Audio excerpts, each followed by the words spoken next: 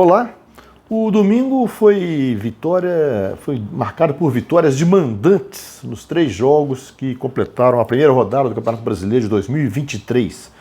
Os times que jogavam em casa eram favoritos e se impuseram a seus adversários, um com facilidade e 2 com dificuldade. O que teve facilidade foi o Flamengo, que entrou sobre desconfiança nesse campeonato. Time muito abalado nos últimos tempos por derrotas, perdeu uma série de competições, dispersou o técnico Vitor Pereira, o português. E no dia que desembarcou no Rio o Jorge Sampaoli e sua entourage, uma equipe de 6 auxiliares ali, foram para o Maracanã e foram ao vestiário, inclusive, o Flamengo enfrentou o Coritiba, que era um adversário que está fazendo a procura de um norte nesse ano. Foi eliminado antes das semifinais do campeonato. Não foi nem as finais do Paranaense, um time que empatou em casa com o Sport pela Copa do Brasil. O Sport está na Série B, time que ainda não se achou na temporada. E o Flamengo, que também não se achou, jogava em casa e aproveitou o fator e ganhou por 3-0. O mesmo placar do Fluminense na véspera diante do América no Independência. Ou seja, o que se deduz aí, os times cariocas, os 4, ganharam seus 4 jogos. Coisa difícil de acontecer, ainda mais numa rodada de estreia do brasileiro. 100% do futebol carioca nessa estreia aí. Muito cedo, só uma curiosidade isso aí, né? O Flamengo logo aos 11 minutos fez 1-0, um belo gol do Ayrton Lucas de fora da área, acertou a bola no ângulo, ele que fez gol nas 2 partidas finais do Campeonato Carioca contra o Fluminense. Aos 42 minutos, na trama de ataque, o Matheus França acertou a trave. Aos 11 do segundo, um pênalti do Andrei no Gerson, o Gabigol cobrou e se livrou de um longo jejum de gols. Mandou a bola no ângulo, bateu alto, inclusive, 2-0.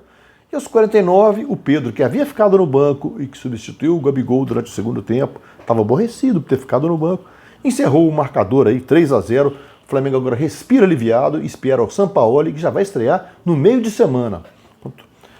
No meio de semana pela Libertadores aí.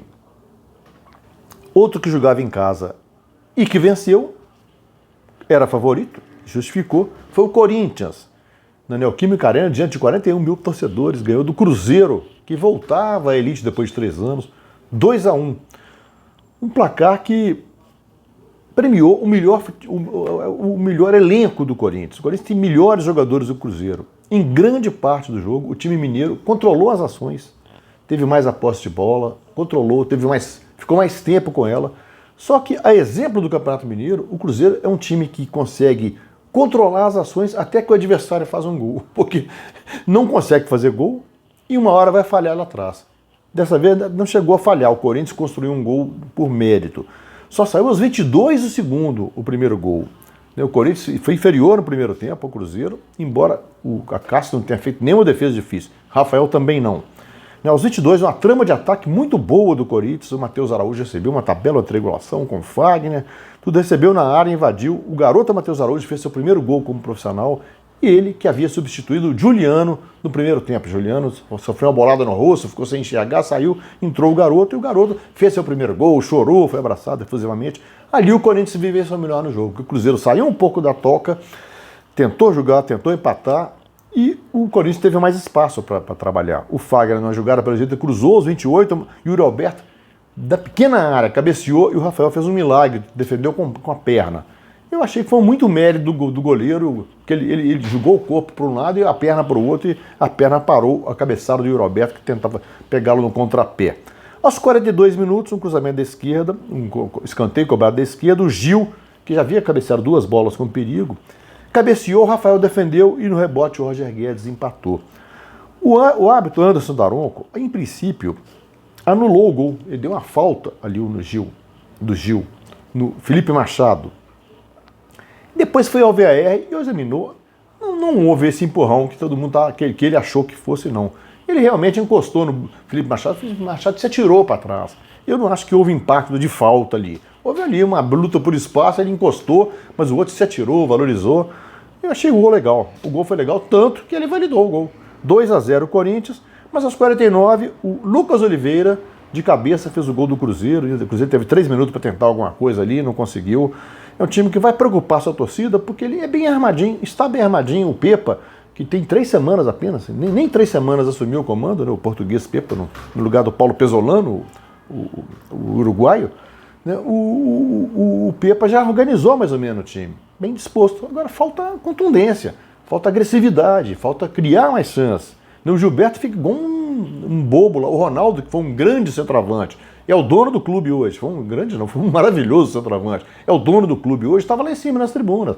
Ele deve ter percebido, assim como o Pepa, que foi atacante do Benfica, os dois devem ter visto. O atacante, se não chegar a bola nele, não chegar a companheiro perto, vai ficar isolado ali, como o Gilberto ficou o jogo quase inteiro. Então o Cruzeiro tem que melhorar esse aspecto aí, senão é preocupante a situação dele. E o outro caseiro que venceu, o outro mandante, foi o Grêmio, o jogo que encerrou, acabou há poucos minutos, lá em Caxias do Sul, no Centenário, no estádio do Juventude.